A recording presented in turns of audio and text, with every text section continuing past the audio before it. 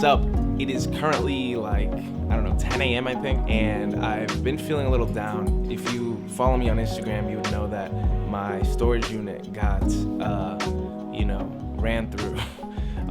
Somebody, I don't know when, it was in between the last 3 weeks or so, somebody went in and stole my cinema camera. I know I made a video about it and how you don't really need one. Yeah, I don't have one anymore, so I guess I'm gonna have to practice what I preached in that video. Here I am, like I said, 10 a.m. It's a very cloudy day, which, I mean, it's looking like it's not anymore, which kind of sucks. Like, the clouds are, they're moving out of the way. Which I guess it's cool. Like, whatever, but I wanted to get some nice little moody photos in Dallas today. I've been feeling in a little mood, I'm not feeling too hot, and what makes me feel better usually is just going out in the streets of the 214 and doing what I do best, which is taking good photos, or something like that, mediocre photos. And I thought I'd bring you guys along with me. So whenever I go out and shoot to create photos in the city, I like taking a lens that will challenge me to move around more, to just not go for the easy shots. Now I could easily take this Sigma 24-70 big focal range, but instead I'm gonna go for this wide angle that I'm using right now, which is that 17-40, I think. Yeah, the L series lens. It's an f4, but I have a little converter on this, so it makes it a 2.8. But yeah, so we're gonna take this lens out and we're actually gonna shoot with this lens, not just film with it, and see what we come up with. But in true proper Andres fashion, before we head out on this cold Dallas day, we gotta make a little coffee, for the run.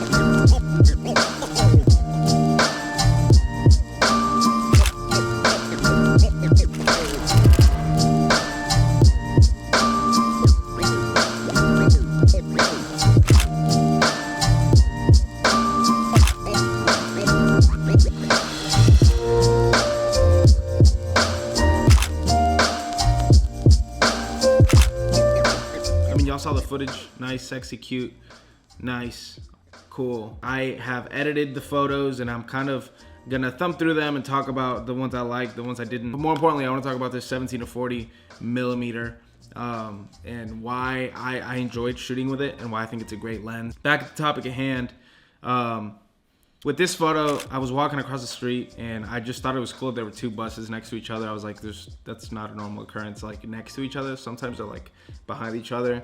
And there were some subjects walking across the frame.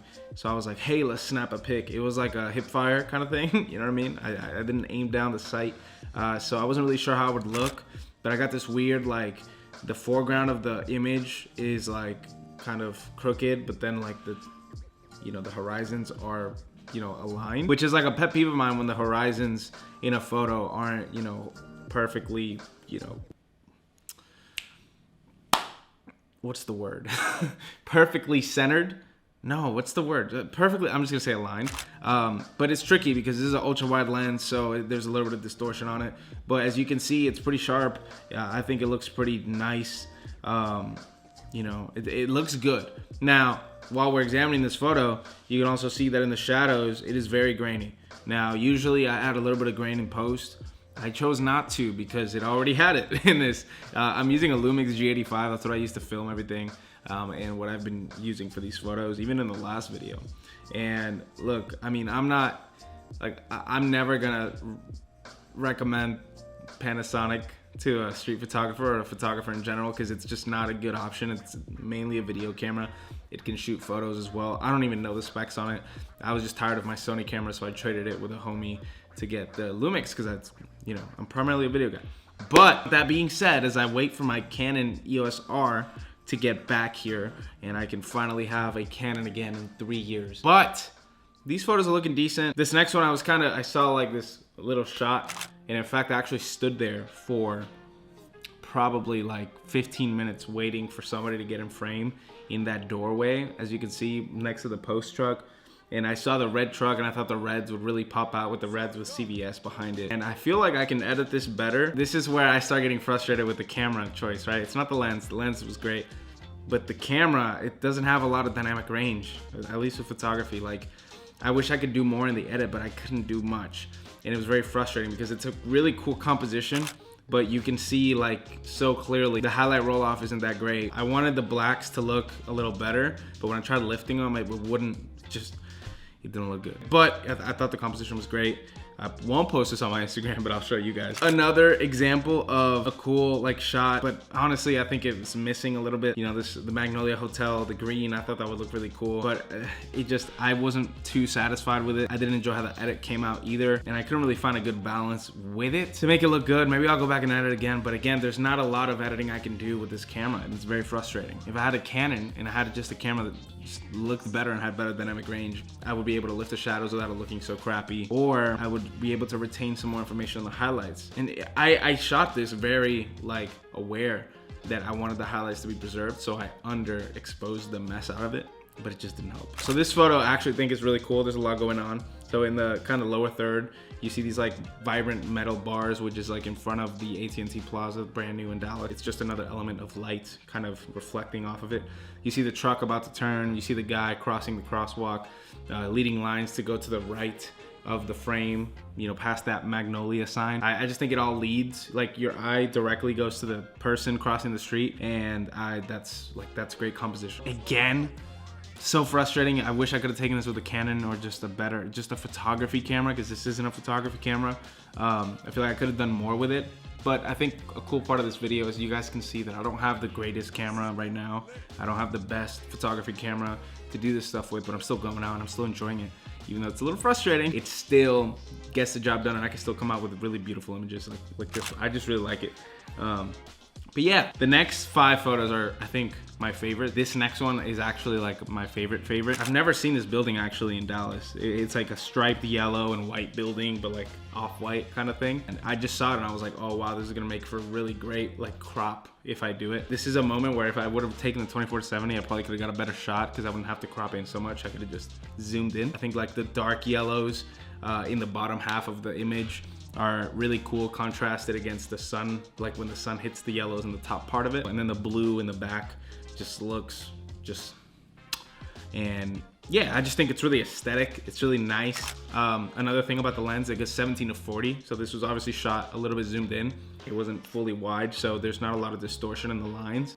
Instagram, this is going on Instagram. It's just artsy, it's just nice. Now this is a set of 2. The thing about me and the way I take photos when I go out into Dallas, I really like going like at 3 p.m., 2 p.m. when the sun is really harsh, and getting those lines that come from the highlight hitting dark areas and getting that. And sometimes I'll like completely lower the darks and just have the highlights kind of show. In here, I think they look really cool. I'm actually really happy with it. I use linear filters to kind of add clarity on one side, lower clarity on the other.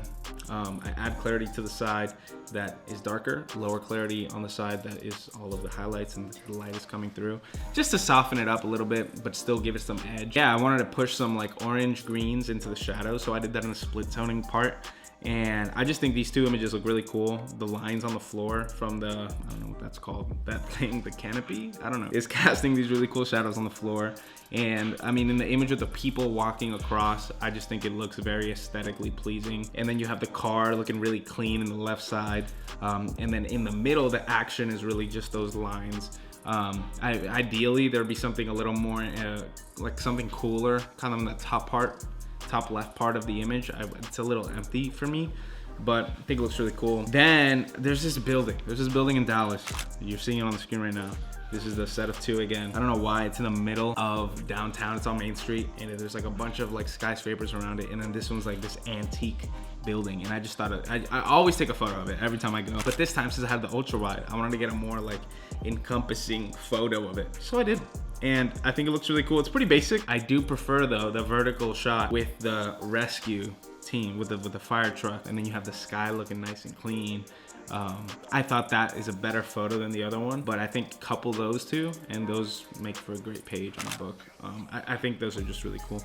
But yeah, out of like, I think over 200 shots that I got 9 that I was happy with. And you know, that's another thing when you're doing stuff like this, like you're kind of just going out and hoping for the best and doing the best you can in the moment, but you can never really guarantee X amount of photos or whatever. And honestly, that's kind of the fun part. It's kind of like going fishing, right? You're like, you can be there for hours, you never know what catch you're gonna get, but even if you get one, it's like amazing, then you're hyped. And so I think it's the same with street photography. But yeah, I mean, that was my day today. I do want to recommend this lens. I actually got this lens from a friend. I bought it for like 300 bucks off of him. This is like my like horse, what do they call it? Your workhorse. This is the one I use for like everything. That being said, I never really use this lens for photography because I haven't gone out and taken photos in a long time. Something that people might be like, aha, this sucks about the lens is that it's an f4. But here's the thing, the f4, when you're doing street photography, most of these photos would have been an f4, even if I had an f2.8 on it. In street photography in general, you're not really going to f2.8 much because you want to get a lot in focus because it's street photography, it's landscape photography. You're not really looking to get a portrait where all the, you know, blurry background. You don't really want that. You don't really need that. So for that purpose, if you're watching this, you're probably into landscape photography. I would encourage you to get this lens. It's really cheap right now, especially with RF lenses coming out right now. And it's an L series lens. There's a lot of ultra wide lenses on the market that I feel like are just really low quality. But this one, like, there was almost no chromatic aberration. And with these wide angle lenses, there's always issues, distortion, vignetting issues, but this is a really reliable one, and I enjoy it for that purpose alone.